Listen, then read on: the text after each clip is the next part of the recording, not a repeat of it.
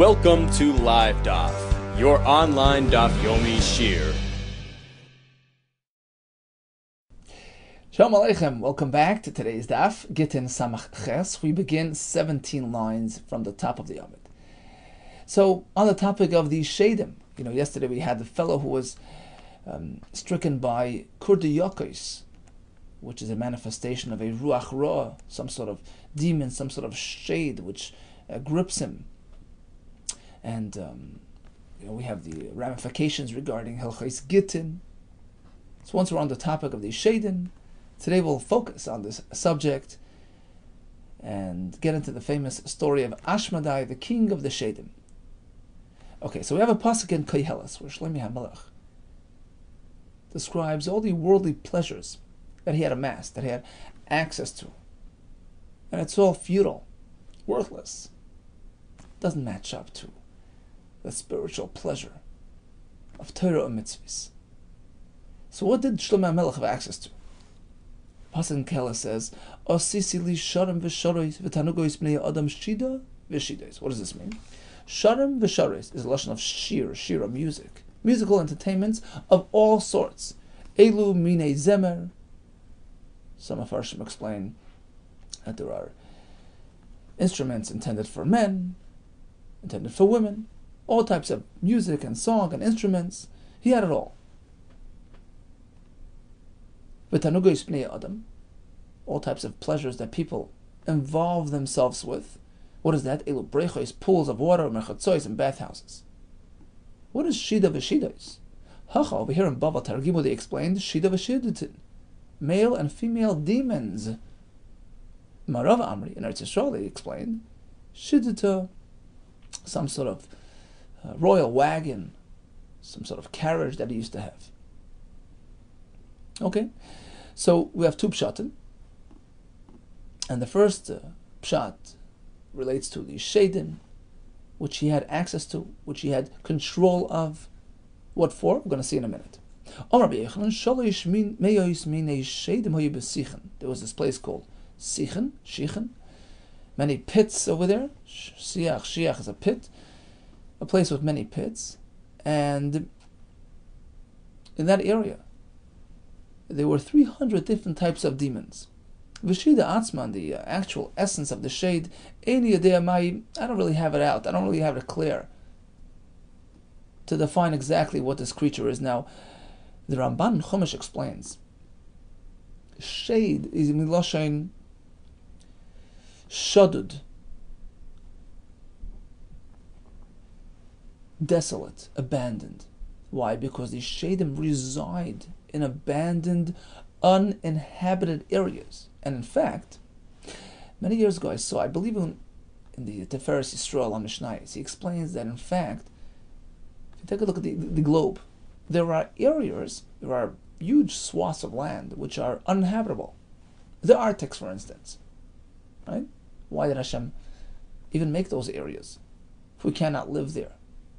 And the answer is because that's where these powers, these sort of pseudo-malachim, because a shade is sort of a cross between a human and a malach.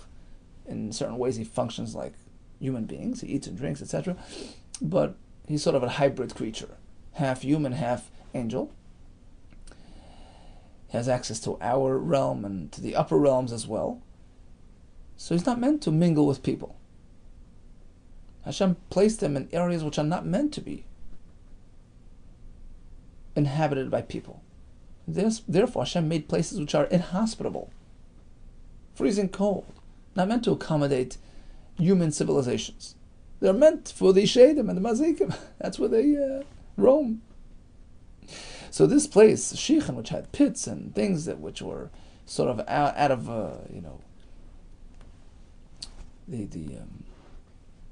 it was sort of like hidden places on the ground. So that's where the Shadim would park.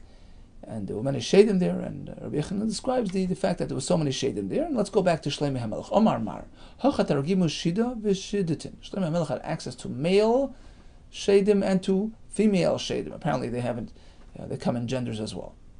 In fact, they generate offspring. They're in a way like humans. So why? What was the purpose? Shida v'shidatin l'mai boile. Why did he have access to these creatures? Tichsiv, and the answer is like this. The pasuk describes Shlomo HaMelech upon building the Beis Hamikdash. V'habayis b'hibonoisai even Shlomo maso nimna. So they used original rocks straight out of the quarry. Right? They took it straight out of the quarry, straight into the Beis Hamikdash. They did not form and chisel it using metal. So the question is, how could they do that? How could they just pull stones out of the quarry without tools?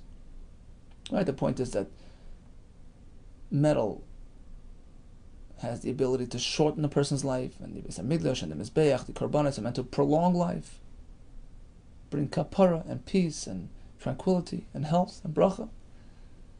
So the two things don't mix. You don't use metal in the process of building the Beis Hamikdash, but how do you chop the stones?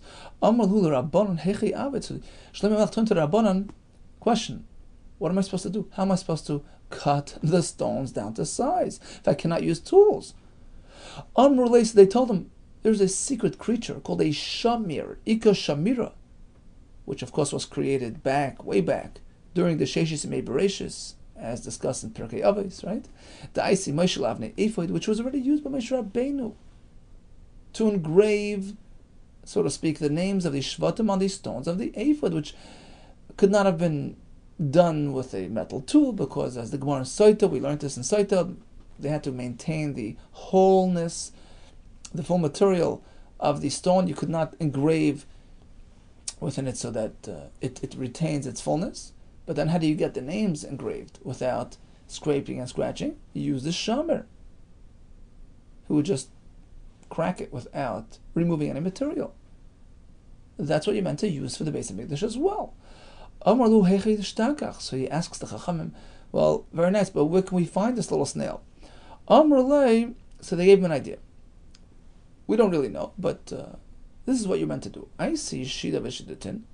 Bring a shade Zachar and a shade Nekeva. Kshavshina Adadi, force them together, meaning lock them up and pressure them. Efshar Deyadi Galalach. So perhaps they'll have that information and give it to you.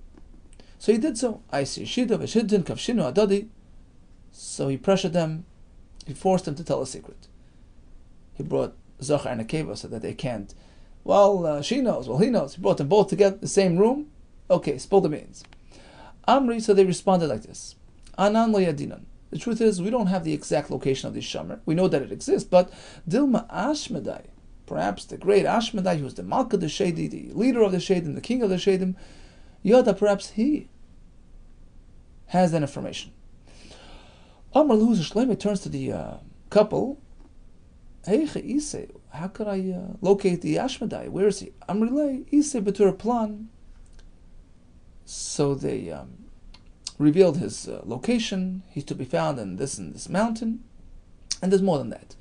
Kari Lebir will tell you some more. He happens to have a boir, a pit dug there, umayile mai, which is filled with water for his drinking, umachasi betinaro, covered with a stone, v'chasmi b'gushpanke, sealed with his seal.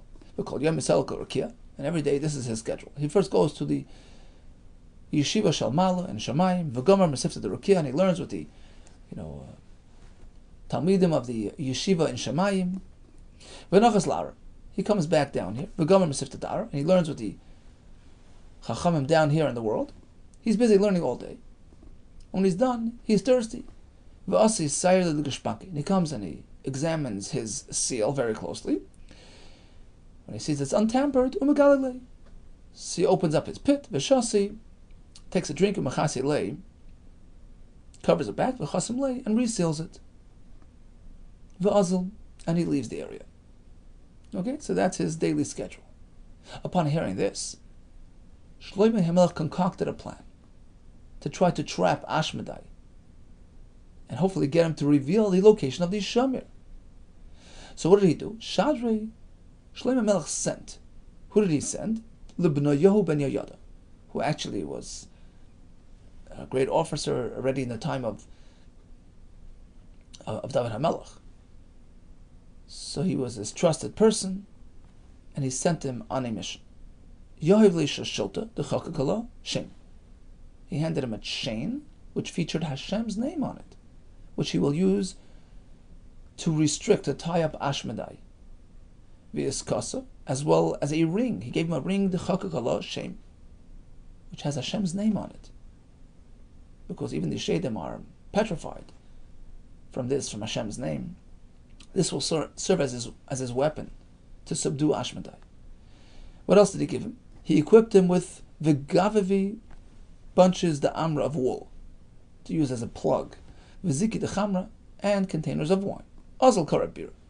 So Bnei Yodu went and discovered his exact location. What did he do? He dug another pit, Mitatoi, next to the water hole of Ashmedai, but a bit lower than that. So you have the mountain, okay, and you have Ashmedai's pit sitting there. So he dug a pit lower, at a lower level than Ashmedai's pit, and he dug a hole connecting both pits. V'shafinu l'maya. And this way he ran the water out of Ashmedai's pit. He emptied it out into his pit, right, using the force of gravity. Right? And then he plugged up that conduit. So he plugged back up Ashmedai's pit so that he can fill it with wine. Now, of course, he didn't want to tamper with Ashmedai's pit, because Ashmedai would notice that it was tampered with. So he left his pit untouched, but he devised a plan to empty the pit of its water and to refill it with wine, without Ashmedai even having a clue that somebody did that. So then he dug another boir further up the mountain, above, so to speak, further above Ashmedai's water hole, which will enable the power of gravity to bring the content of that new pit, which of course will be wine, into Ashmedai's pit. And he poured all his wine, into the upper pit, which he just dug, which had a conduit into Ashmedai's pit, which had been emptied of its water. Vitaminu. And then he refilled all the pits that he dug with earth, covered it up to make it undetectable. And now Ashmedai's water hole no longer had water. It was substituted with wine. Solik Yasabilan. So Bnei now climbed up the tree, which would serve as a lookout to see what's going to happen. Ki asa. So he notices Ashmedai. So when he came, Sari Lugishbanka, he took a close look at his seal. Okay, untampered with. Galye. He opens up his pit. He discovers a pit full of wine. Oh boy. Omar, he says, no, I'm not going to touch wine. Wine is detrimental. Wine is dangerous. You tamper with wine, you tinker with wine, you get involved with drinking, can throw you off. We have another pasuk describing the detriments of wine drinking. Inappropriate behavior. Wine drinking robs a person of his good judgment and of his heart. And Taisa says, even though these psukim are in Mishlei and Hosea not yet written at the time, but Adayin Hoyu Yoidim, of course, they were well aware of these psukim and the concepts behind them. So he restrained himself. Lo yishti. He refused to drink. But it didn't last too long. Kitzachi, when he got really thirsty, lo yisagile, he couldn't control himself. Ishti, and he drank that wine. Rava, he became intoxicated. Vegana, and he fell asleep. So Bnei Yoel took the opportunity. He jumped into action. Nachis, he came off the tree. Also, he came. Shada Shota. He wrapped his chain around him. Sasme, he restricted his head. Basically, he tied him up well. with this chain that had Hashem's name on it. GITTEN. As soon as Ashmedai wakes up, have become a farzel. He was trying to get his bearings and trying to wiggle his way out of the chain. Amalei ben Yoel calls out to him, stop, Shmara, the name, the marach of your master, Hashem. Allah is on you, meaning don't tamper with the chain. It's Hashem's name. Shma the Allah. Okay, so now he subdued him, Kim Nakatle. Vasi. So Yehuda took him, and while he was holding him and walking with him to bring him to Shlomo HaMelech, Mata Dikla. So on the way they walked by a palm tree. Chaf Bey Ashmedai rubbed himself on the tree, Shadi, and that knocked the tree down. Okay, Mata Labesa. When he came near a house, same thing happened, Shadi. Here as well, he toppled over the house. Mata Gabi Kuva. As they're walking, they reached this little hut, Dahahi Armota, where a widow resided. It was her hut. Suddenly, Nafka, she comes out, Ichanale, she begs him, Ashmedai, please, don't destroy my little house. Okay, he listened, Kafa, Lukhaim Semine, so he tilted his body away from the hut to avoid it. Itbarbe Garma. And as he maneuvered, this sudden maneuver caused him to snap a bone in his body. Omar, and he responded to that. This is the pasuk. A soft lashon, soft tongue, meaning a soft request, can actually wreak havoc. Look, she asked me so nice, and look what it did, broke my bone. Okay, Chazir Samya, as they're walking along, he notices a blind man, who's lost his way. Askilu Urcha. So Ashmedai was a nice fellow. He took the blind man and led him back on the right path. He notices a drunkard who lost his way. Askilu Urcha. He led him back on the right path. He notices this wedding going on and they're extra happy. What happens? Bach, he starts crying. Strange. Shamilahu Gavra. Then he overhears this customer, this man, who was talking to a shoemaker and asking him, please, could you make me some shoes? Strong, high quality shoes, l'shev shni, which will last me for 7 years. How did Ashmedai respond? He starts laughing. Okay. Chazahu Kisma. He notices this fortune teller, this future teller, Davakasim, who was plying his trade. He started laughing at him. And the Gemara soon will explain what the meaning of all this is. In any case, Kimat al-Hassam, as soon as he arrived at Shlomo HaMelech's palace, they gave him a hard time. Lo yailua l'gabei de Shlomo. They didn't bring him to Shlomo HaMelech atlaso yomim, until 3 days passed. Another day, they kept him waiting. So the first day that he was waiting, Amar Lahu, he asked the people there, why is the king not summoning me to him? What's taking so long? Amar Lesa, they told him, Ansi Mishtai, he was overcome by extra drinking. Shakal Venasa. So Ashmedai took this brick, placed it on another brick. Strange response. Asu, Amar Shlomo. So they told Shlomo HaMelech how Ashmedai responded with these bricks. Amar Lahu. So Shlomo responds, I'll explain to you what he meant. He was trying to tell you as follows. Okay, he drank a lot, give him more to drink. Because he was hoping that Shlomo HaMelech would stumble by drinking too much. The next day, he asks the same question. What's wrong? Why is the king not asking that I come to him? So they responded, well, he ate too much. So he took that brick that was sitting on the other one, removed it, and put it on the ground. Also, and they reported this to Shlomo. He responded, he was trying to tell you, remove the food, don't let him eat too much, it's unhealthy. Okay, once 3 days were up, finally Ashmedai got his audience with the king, and what did he do? Shakal Kanya. He took this stick, Umashach Arba Garmidi. and he measured 4 cubits on the ground, 4 amos, and tossed it to Shlomo HaMelech with the message as follows. Amar Le, he tells him, Michti, let's think about this. Ki mais ha'ugavra. When this man, meaning Shlomo HaMelech, will pass away, you're not going to live forever. What's going to happen? Leslie Badein Alma, Eladalat Garmidi. At most you have 4 amos, your burial plot. That's what a person is all about. At most 4 amos.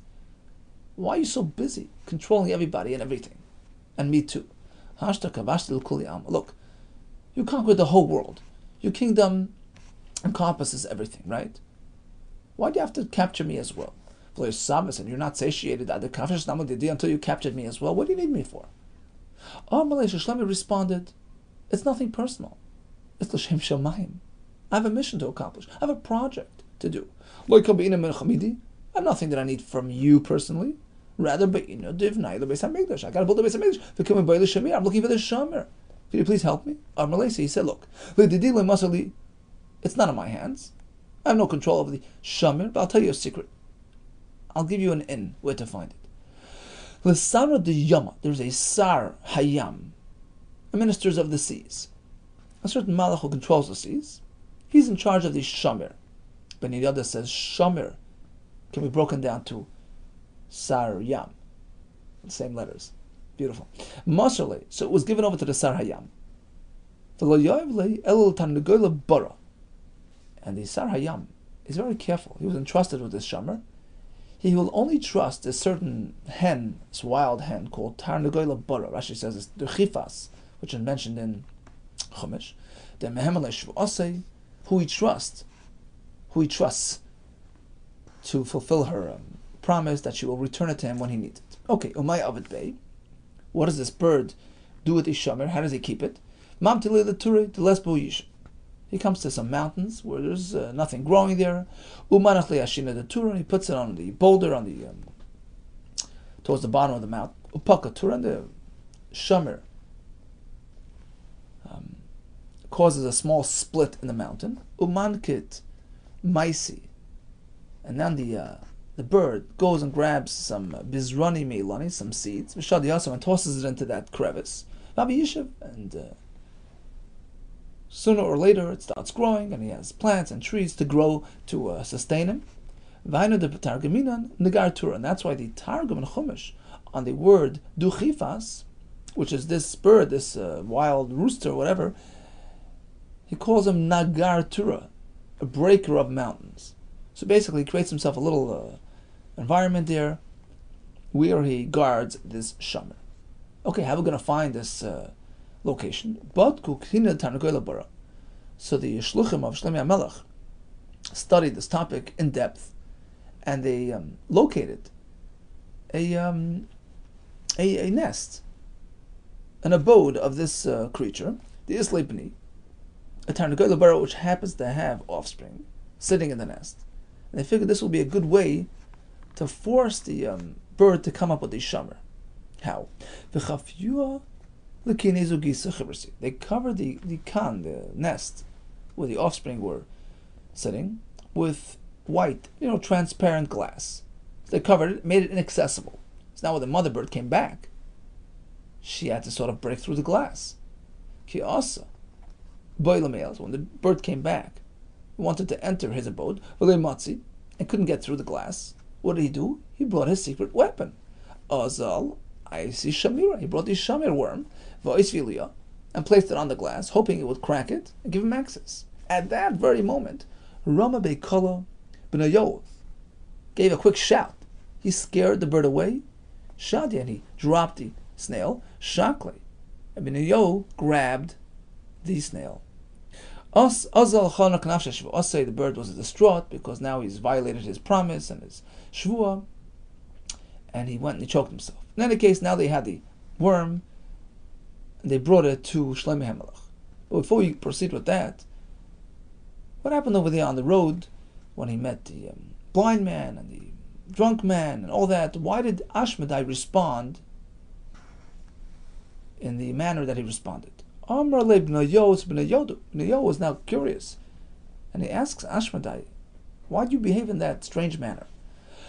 My time, why is it when you saw that blind man roaming around. Asikte le'urchei, you helped him back on track. Amalei, he says, I'll tell you why. Machros yalibarakia in Shemayim. They announce about that person, the Tzaddik Amru, he's a great man.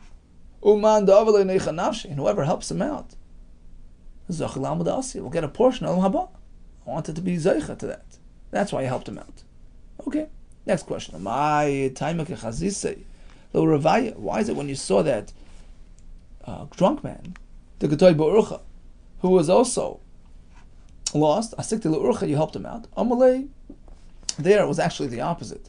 Because I heard that in Shemayim, they described this person as an ultimately wicked person, the Rasha Gomru. And therefore, I helped him out. You know, and I came to his assistance, so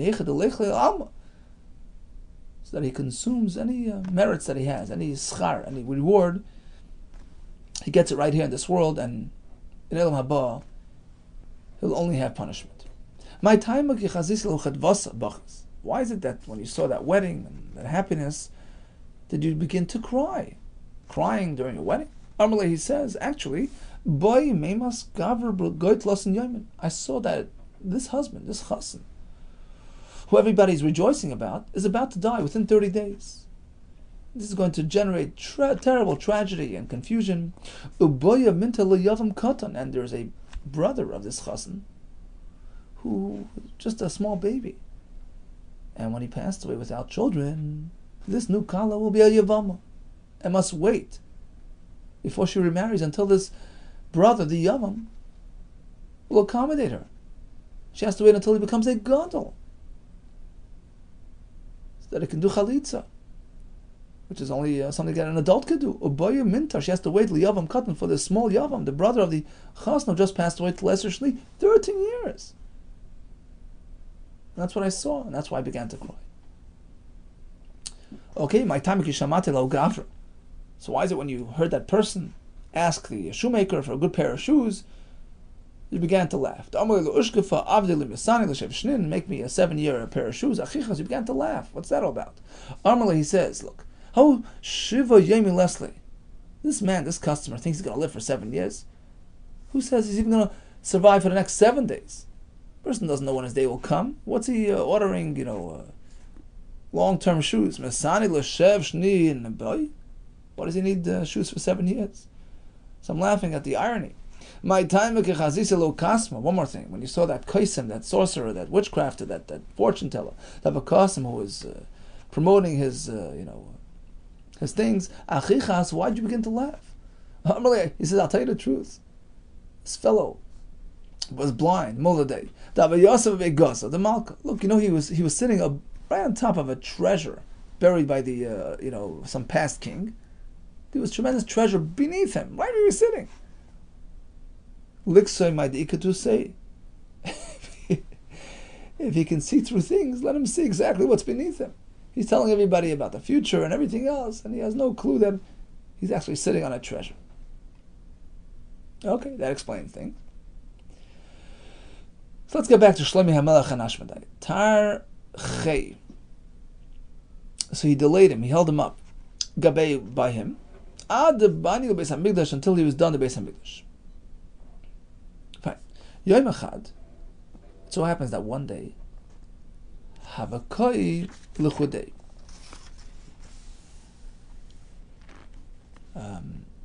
So Shlomi HaMelech was in a room together with Ashmedai, all by himself, just those two. Amar Lei, so Shlomi asks him a question. I always had this problem with this question with a pasuk. Ksiv, the pasuk describing Hashem's greatness, says, "Kasei afos re'im loi." Hashem is all powerful. Kasei afos re'im loi. And we explained, Kasei afos means Elu malachi asharis. Hashem, look, he has all the malachim who fly around. Re'im, that is referring to the shaitim. Re'im Elu hashaitim. Okay, so Hashem has all these creatures and these malachim and the shadim who carry out his every wish. Now, why is Hashem being praised with the fact that he has shadim? What's so special about shadim? To me, they look like almost like people. Why are you greater than us? Why are you subject of Hashem's praise? Amalei, so Ashkenaz says, look, I'm willing to explain it to you and show it to you firsthand. But firstly, this chain that's sitting on me, that restricts me, please remove it from me. Number two, v'havli iskasach, and hand me your ring that has Hashem's name on it, and that will do the trick. V'achvi lach v'ravasai, and I'll show you exactly how great we are, how powerful we are. Okay. Shlomo Melech unsuspectingly followed his instructions. Shakli shirtul tamina. He removed the chain. V'havli iskasach, and he gave him the ring. What happened? Bali. Ashkenaz swallowed Shlomo Melech, and he sent him flying. Ashkenaz positioned himself so that one of his wings, he has a couple of wings, one wing is up in the sky, one is sitting on the ground, sort of he positioned himself in a way that he could shoot out Shlomo Melech at a great distance. Paske arba meya parsi. He sent him flying 400 parsa, an immense distance, away from his palace, away from his city, and Ashmedai took over the throne, disguised himself as Shlomo Melech, and nobody knew the difference. Alahi Shata, describing that experience, Amar Shlomo Melech said the pasuk, "Ma Yisrael la'adam chalam alei, sheyamot tachas Hashemesh." Look, all that work that I did, I built up my malchus, my palace, my kingdom, and in one split second I lost it all. All I had left from all my efforts was just this little thing. My zeh, what is that? My vizeh. There's a machlekes between Rab and Shmuel. Chadamar maklei. At least he had his stick, his walking stick. That's all I had left. Nothing else. Palaces, treasures, pleasures, nothing. My stick. By the way, there's a beautiful pshat from the Shiurei Das, from Telz. A melech is a person who exhibits royalty, right? But it isn't always dependent on externals. A true melech, a man of royalty, a man of discipline, a man of distinction, has those qualities, irrespective of whether he's in public or in private. So Shlomo Melech, chased away from his malchus, all by himself with his stick, was still a melech. He exhibited those same traits, those inherent traits of malchus. Self-control, self-discipline, dignity, even though he's just a melech on his makel. Because the concept of malchus, dignity and discipline is self, is internal, irrespective of circumstance and surroundings. Beautiful word. So he was still a melech, although it was just al-maklei. The other one explains he had his malbush, he had his beged with him, that's what he had left. So he's wandering from town to town. So every town that he comes to, he tried to convince them that he's Shlomo Melech. Omar, ani kayeles, I am kayeles, Shlomo Melech. Yisrael used to be the king of Yisrael b'Yerushalayim. And nobody believed him. They thought he was just, telling stories. But Kimata Gabe Sanhedrin, when he came back to the Sanhedrin in Yerushalayim, he promoted his story, and he kept on repeating it. Amru Rabbanan, started thinking, look, this is something unusual.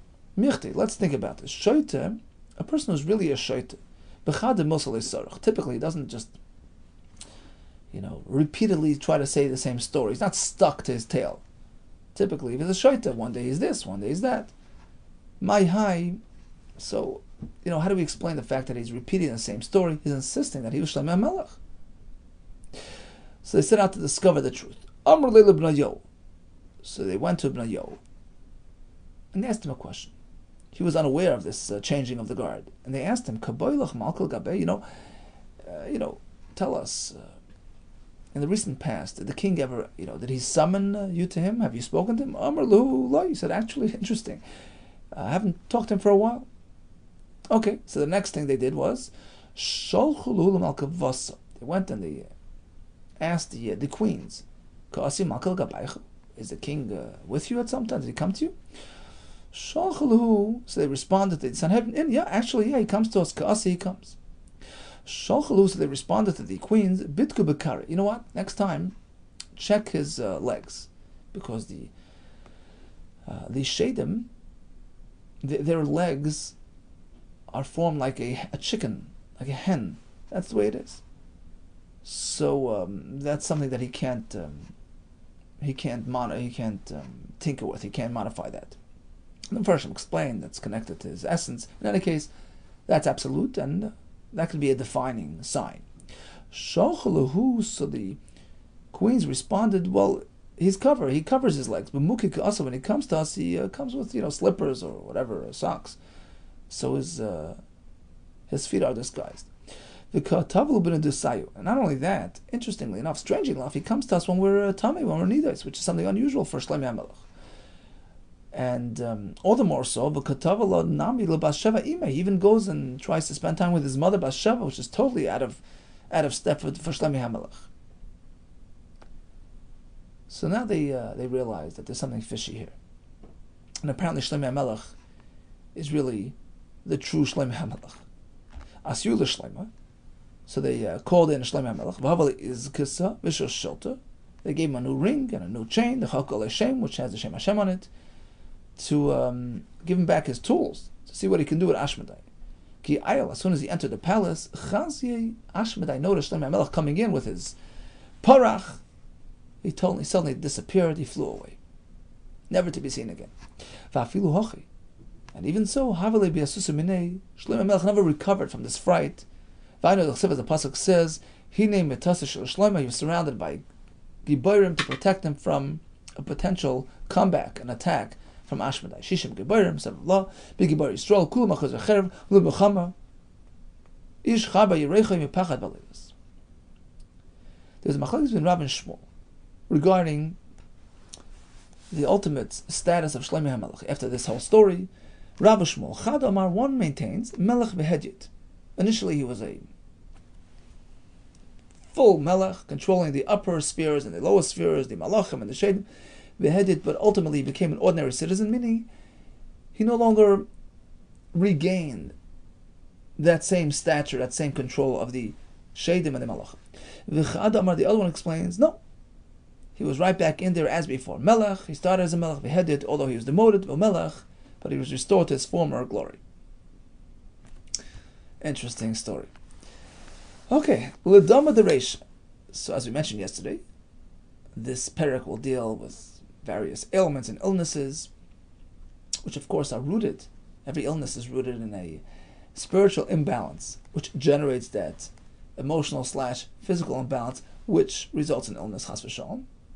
And the antidote to that is to address the core cause of that malady, which of course is spiritual in nature, which very often can be manifested through various remedies and concoctions, which feature a counterbalance to that imbalance. And the Chachamim, of course, were well versed in everything. Torah is a Chacham which encompasses all the secrets of creation, because it touches the core of our existence. So everything is mentioned in the Torah, even the Chachma, the Refuos. So what does a person do if he has L'dama Dereisha, situation where there is some sort of illness generated by blood in one's head? Leisi Sharvina, you should bring a bit of cedar, ubina, a willow, va'asa, dara, a fresh hadas, myrtle, v'zeis, an olive, v'chilfa. Rashi says safa. This is like a subset of the arave, some sort of plant. V'chilfa the yama. This is the shiboilis neir that we have in the by the psamim. Chilfa the yama. V'yivla, and some sort of grass. Take all these ingredients and cook them together. V'lishlu kinu bad yadadi. V'lintel, and you should take the juice. Tlas mea kosi. 300 cups of this juice, a hagisa, the Reisha poured on one side of his head, tlas mea kosi. Another 300 cups, a hagisa, the Reisha on the other side of his head, and that should do the trick. V'lo, if he doesn't have access to this, leisi bar the chibri, should bring a white rose, the koy b'chadara, whose leaves all grow on one side, v'lishleke and cook it, v'lintel shitin kosi, and take 60 cups of this juice, a hagisa, the Reisha poured on one side of his head, v'shitin kosi, a hagisa, the Reisha, another 60 glasses on the other side of his head. Litzlichta.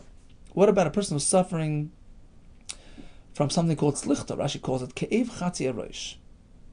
Okay, pain in half of his head. Lays a tarnagoy bara. He should bring this tarnagoy bara from the shomer. And shecht it using a purified silver coin, a hagisa the chayiv lei. You should do the shechita right on top of that point of pain on his head. V'nizdar midami, but he should be careful not to allow the blood of this chicken, the from trickling into his eyes and blinding him. He should take this chicken now and hang it on the door post of his doorway. So that when he goes into his house, he rubs by it, and the same on the way out, and that somehow solves his malady. Okay, so bottom line, we had the whole story of Shlomo HaMelech and how he captured Ashmedai by sending Benayo, who set him up with the wine, tied him up, brought him to Shlomo HaMelech, who ultimately allowed them to find the shomer, which was used for the Beis HaMikdash. On the road, he did some interesting things, which he explained afterwards. And then we had some recipes for refuah. B'suras Tevis, all the best. Hatzlacha Rabbah.